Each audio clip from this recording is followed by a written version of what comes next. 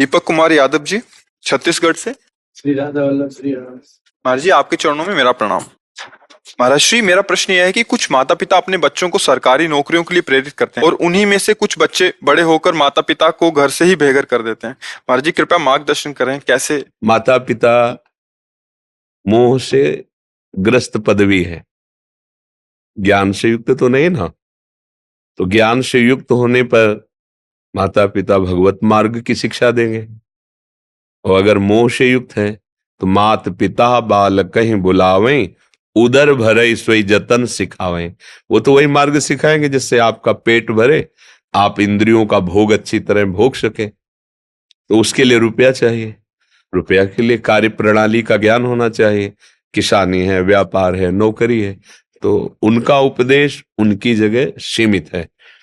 पर बालक का कर्तव्य जो माता पिता का अपमान अवहेलना कर देना, ये नहीं। वो अपने कहीं ना कहीं कर्तव्य में है, क्योंकि मोह ग्रसित पद है उनका। वो यही देखेंगे आपका शरीर स्वस्थ हो, आपके पास पैसा हो, आप अच्छी भोग सामग्रियों के भोक्ता बने, तो वो समझते हैं कि हमारा बेटा सुखी रहेगा, क्योंकि सुख का परिचय केवल वो इतना ही जानते हैं। इसके आगे कोई सुख है उनको ज्ञान नहीं है।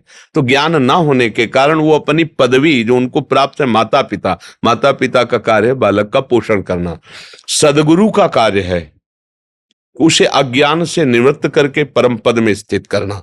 इसलिए माता पिता के प्यार में और सदगुरु के प्यार में विरोधाभास दिखाई देगा। जब सदगुरु का प्यार प्रारंभ होगा तो सबसे पहले कनेक्शन काटा जाएगा। जननी जनक बंद सुतदारा, तन धन धाम श्रद्ध परिवारा, सबकी ममता ताग बटोरी, मम पद मन बांध बरडोरी। वो अपने आप को एकदम केवल भगवान का भरोसा, भगवान के आश्रित, फिर नौकरी करो, फिर व्यापार करो, और माता पिता को साक्षात भगवान का मंदिर मानकर कि इनके हृदय में भगवान है, उनकी वैसी सेवा करो। ये सदगुरु की आज्ञा होगी। अब माता पिता ने मोहजनित आज्ञा करी और उसने मोहजनित आज्ञा का पोषण किया।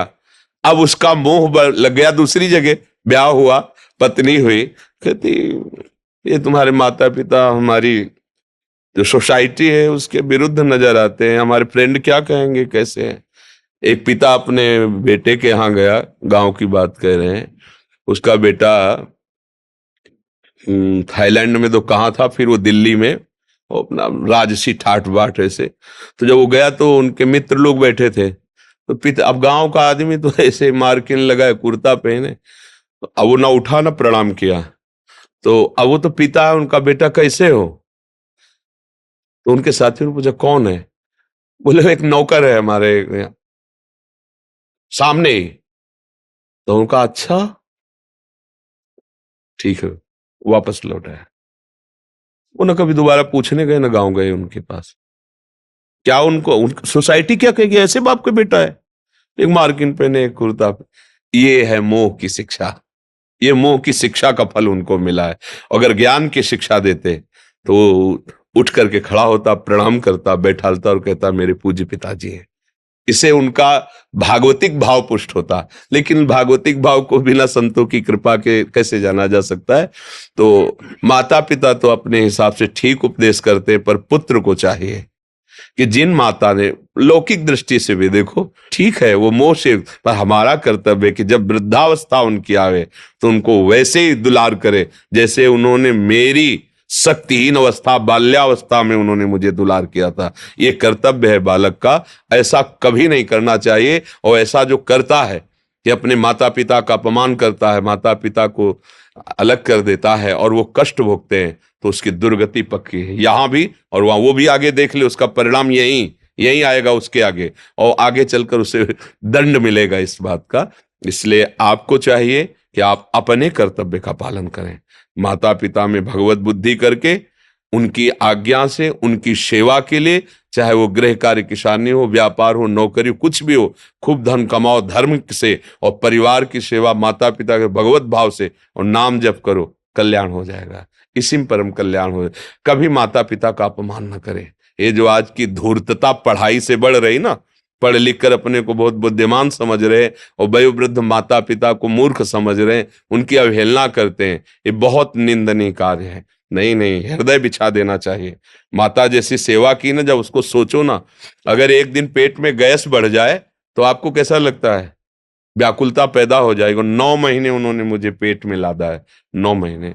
इसके बाद पैदा होकर के उन्होंने अपने रक्त को दूध बनाकर मुझे पिलाया, पोषा, इतना बड़ा किया। तो हमारा कर्तव्य है, जैसे कह दे कि आप लोग, तो जो गति न रुपए से होती, न तपस्या से होती, न बड़ी बड़ी साधनाओं से होती, वो गति मेरे माँ को मिलेगी, मेरे पिता को मिलेगी, क्योंकि हम निरंतर भगवान में उनके द्वारा सजाए हुए जीवन को समर्पित करके उसका फल उनको प्राप्त होगा।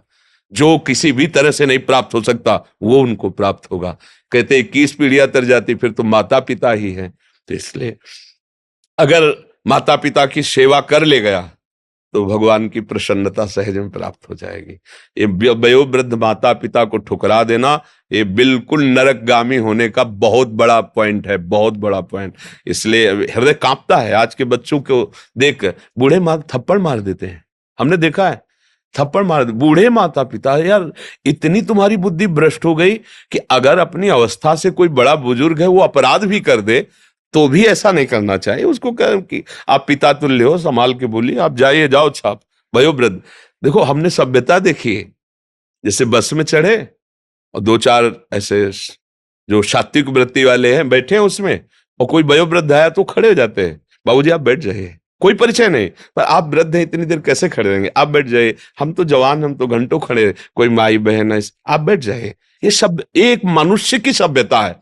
जब हम दूसरों का सम्मान करना सीखेंगे तभी तो हमारी, फिर हमारे माता पिता, हमारा कर्तव्य है कि हमें, देखो माता पिता की सेवा से भगवान बहुत जल्दी प्रसन्न होते हैं। और इसका उदाहरण है महाराष्ट्र में, जो पुंडरीक जी थे वो अपनी माता पिता को भगवान मान के, तो भगवान आए दर्शन देने, और उस समय वो माता पिता को स्नान करा के वस्त्र धारण कराए थे, वयोवृद्ध माता। तो भगवान ने कहा पुंडरीक दर्शन कर लो। कौन हो? पीछे थे, बोले भगवान है।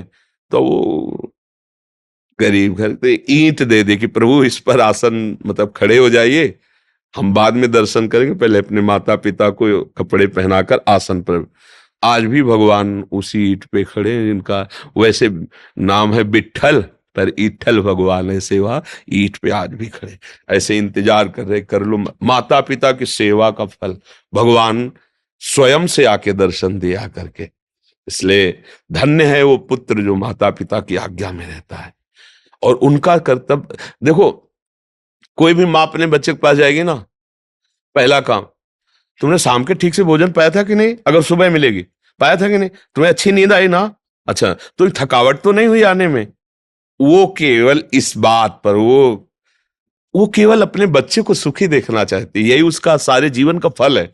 और हमारा क्या कर्तव्य कि ऐसी माँ को, ऐसे पिता को अनाथालय में भेज दें, वृद्धा, जब उनको हमारी जरूरत है तो पर हो जाता है, क्योंकि नवीन जहां पत्नी मिली और उसका वो सब रिश्ता नाता, तो वो पुराने माता पिता का प्यार भूल जाता है, फिर वही अपराध बन जाता है, उसके जीवन में कभी शांति नहीं मिलती। समझ रहे हैं आप जी?